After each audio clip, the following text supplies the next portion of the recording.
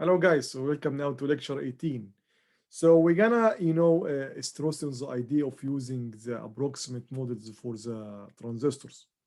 We see by examples that using the exponential model, IC equal to IS exponential VB over VT, require sometimes that we do some iterative solution, which is really time consuming. And of course, we have in this example that we saw, we just have one transistor. There are circuits that will with multiple transistors, and it will be cumbersome really to solve all these nonlinear equations together. So then we explored, or we take a glimpse, we can say, about the approximate model, in which we said that VBE will be approximately 0.7. So let's try it out. Let's try if we assume from the beginning that VBE is known equal to 0.7, assuming that we are working in active region, how the solution would be. And it was really easy. And we get some, very, very acceptable, accuracy compared to the, the approximate model. So this is basically, in this lecture now, we're gonna, go deeper into this, approximate model, which is basically exactly same or similar, very similar to the constant voltage model of the diode. Okay, so again we have three regions. In the cutoff region, everything is zero. Let's write it down here. So in cutoff region, IB equal to IC equal to IE just equal to zero. It's open circuit basically. Everything is open. The transistor is just off. The transistor here is just off. Then the active region, our approximate model, our constant voltage model basically, is gonna assume that VBE is 0.7 log. So we can just replace the diode between the base and the emitter with a battery. Okay, this is basically the equivalent circuit here. Equivalent circuit of the transistor in the active region, of course. And we can, put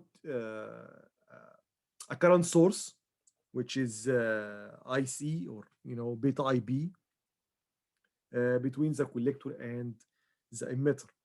And remember, the junction between the base and the collector is open circuit. And this junction, has a voltage VBC. This VBC should be greater than 0.4. That's why here VCE, which is equal to VBE minus VBC, is greater than or equal to 0.3. Just apply the this is greater than or equal to 0.4. Just apply the equation, you will find that VCE should be greater than or equal to 0.3. Okay, it is just application of that relation here, that inequality here. Okay, that's basically in the active region. Now the main problem will be if we continue with the exponential model, will be in the saturation region, because in the saturation region, remember we have another diode between the base and the collector, because the junction J2 will be forward in that case. So you will have basically two diodes. Each one has exponential relation, between its voltage and its current. That will be really cumbersome, So the approximate model now, or the constant voltage model now, for the saturation region is basically something like this. Okay. Again, VBE is still 0.7. It doesn't change. So again, the diode between the base and the collector will be replaced by a battery like 0.7 here. Then we know that the junction between the base and the collector, and this is really counterintuitive a little bit. It's working, it's on, okay, and we know its voltage would be greater than 0.4. Okay, so that's why we kept it open here. It's still open in this approximate model, but we put VCE was 0.2, and remember VCE equal to VBE minus VBC. Okay, if you can, this is basically very simple to prove. This VBE is just VB minus VE, And VBC is VBE minus VC. So this will be VB minus VE minus VB plus VC. So VB will go with VB. So VCE is equal to, look, VC minus VE. So, which is basically, you know, is the correct answer. So that's why since VBC is the junction voltage between the base and the collector is higher than 0.4, let's assume it deep saturation means you go deeper into saturation, you know. So the voltage would be around 0.5. So at that time, VCE will be 0.2. So basically, if you have a transistor working in the active region, you can remove the symbol of the transistor, this symbol. You can just remove it from the circuit and put that circuit instead of that symbol. And of course, connect the, you know, the rest of the circuit. If we have a transistor again, working in the saturation region, saturation here, okay, you can again remove the symbol and put this circuit here. Really simple, just two batteries, okay? But again, this is if you just, you know, lost and you cannot deal with the circuit, you know, it will simplify, of course, your answer. But believe me, when we solve examples right now, you know, in a moment, you're gonna see that we can work basically with a symbol in place without having this, you know, time-consuming process of, you know, drawing multiple times the circuit. Okay, it's really easy to, you know, we don't need such, you know, such replacement. We can solve the circuit just by, you know, using the symbol of the type. So let's take an example. So here's our example. This is basically example in book, in Adil Sidra book. Okay, it's really good, very good example. You have, so this is basically, you know, the circuit given. This is the circuit given.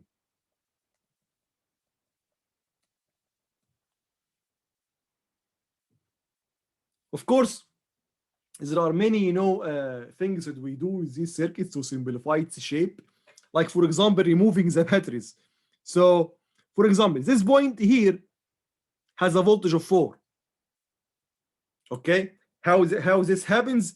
Because this is basically was a battery like this. A point has a voltage of 4. That means there is a battery between this voltage and the ground. That's basically what's drawn here. This node has a voltage of 10. Again, what is the meaning of that? You have a battery connected between this node and the ground, and this battery has a voltage of 10. That's basically this battery here. But we usually don't draw these batteries, okay? And in specific, you know, this battery is called VCC, which is the one that is closer to the collector here, okay? And this battery here is very important, very, very, very important. Again, why? So in order to make the transistor on and working, either in active or saturation, okay, we need some biasing. We need, again, the junction voltage VBE is, you know, cannot create its voltage by itself. It needs a source to give it its voltage, just like it's a diode basically. It's a BN junction. It's a diode, and the diode cannot be on by itself. It needs a source to make it on. So the loop in which VBE, the circuit loop in which the VBE is located, must have a kind of source, either a voltage source or a current source, so that VBE will have a value, you know, equal to 0.7. That's a must. That's biasing. If you don't have such loop, then, or such a source, then VBE will be 0 or even reverse bias, and, you know, the transistor will be off. Okay, where is the loop that I'm talking about? This is the loop, basically. This loop here. So this loop here must have a source. Okay, good. And it says it that beta is 100, so beta here is 100. And what's really required in this circuit is to solve it. Solve the circuit means find everything, find the voltages and find also the, you know, the currents. Okay, good. One thing also different here in that example, that is, it doesn't say if the transistor is working in the active, saturation, or cutoff region. Okay, it doesn't say this. So it's your job, or the designer job, or the analyzer job, is to find which operation region for the transistor as well. Okay, just like the diode, we give you the diode in a circuit, and you should figure out this by yourself. Okay, exactly for the transistor. And also, like the diode, what we're gonna do is, again, we're gonna look at the circuit, try to understand it, and make some guess. Okay, so basically, whenever you find a source that can give VBE a voltage 0.7, then this circuit is either active or saturation. So it's good to, and most of the time, because most of our applications are amplifiers, and amplifiers, as we're going to study in the future, work usually in the active region. So it's good always to start by the active region. So first, look at the input loop, the loop that has VBE. If you find a source in that loop, or if you find a clue that VBE may have, there is something that could give it the 0.7, okay, then the transistor might be on. So it's good to assume it's active or saturation. And usually it's good to assume active. Then we can, if your assumption is incorrect, again, you will find some inconsistency in your answer. Then you go back and this proof is, this assumption is incorrect. Okay, then let's assume another assumption. Okay, so let's look here. So if we look at this circuit here, we have in the input loop, we have this 4 volt. 4 volt, I mean a battery. So VBE, which is the voltage of this, so let's again remove the. So VBE, which is in that loop, there is a source that can give it the 0.7. If this 4 volt battery was, for example, 0.2 or 0.1 or 0.5, oh, we have a problem here.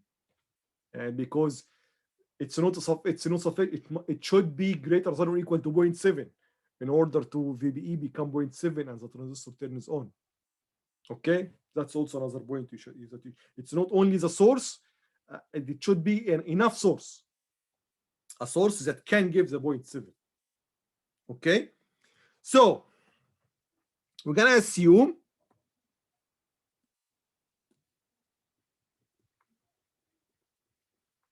active region,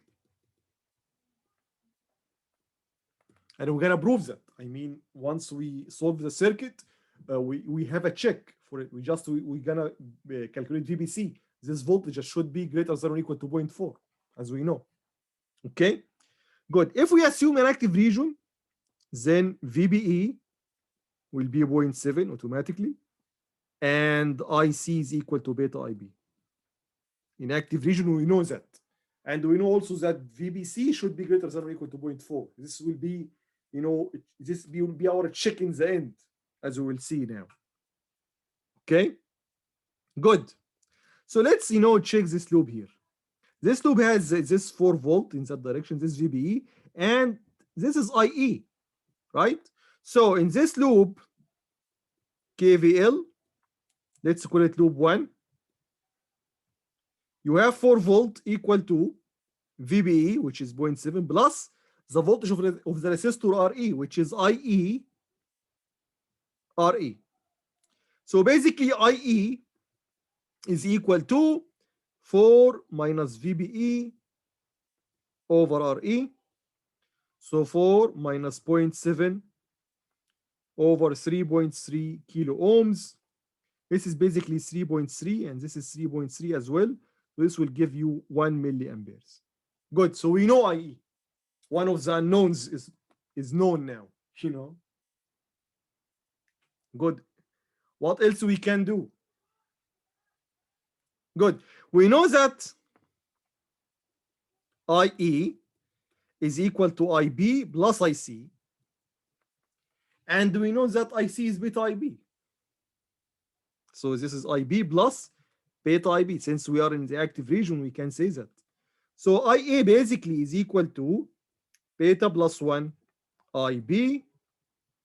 So from that, we can calculate IB is equal to IE over beta plus 1, which is 101.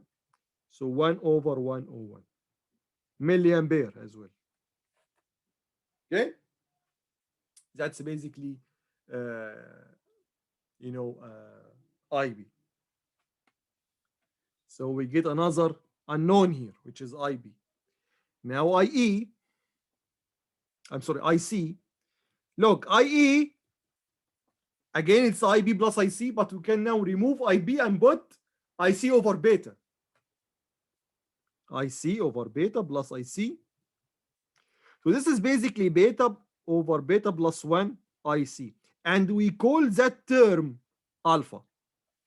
Okay, it's not a new thing. It is just derived from beta. So we know beta from the transistor for the transistor. When you buy a transistor, just look at the data sheet, you will know it's beta. Okay, then you can know alpha. Alpha is beta over beta plus 1. And since beta is usually high in hundreds, alpha usually very approximate, I'm sorry, very, very, very close to 1. So usually alpha in the range of 99, 95, 99, 97, almost 1, sometimes you can just assume it 1 if beta is very big, because basically 1 divided by 101 is approximately 1. Okay, that's basically, so in that case here, beta will be approximately 0.99, which is 100 over 100 or 101 basically. So from that, IC will be approximately 99.99 milliampere, which is approximately 1 milliampere, because alpha is very, very close to 1. Okay, and you can say also that IC is equal to IE minus IB. It's also valid. Both are the same, both will give you the same answer. So no worries here. So we get now another unknown. Now we need to know VC and VE. Okay, or basically VCE. Okay, we know VBE, we get VBE, we get IC, we get IE, we get IB, now VCE. Okay, and that's also not a problem. Let's see how. So VE, let's start by VE, because VCE is just VC minus VE. Okay, so look, IE is equal to VE minus 0 over RE. So from here, VE is basically IERE, which is 1 milliampere times 3.3 kilo ohms. This will give you 3.3 volt. Good, we know VE now. How about VC? Look, IC is equal to this point, which is 10, minus this point, which is VC, which is our unknown, over RC. So VC basically equal to 10 minus ICRC. And I will not do that again. I mean, I will not do this equation again. I will just say VC is equal to, VCC, which is 10, minus ICRC. We will see this many times.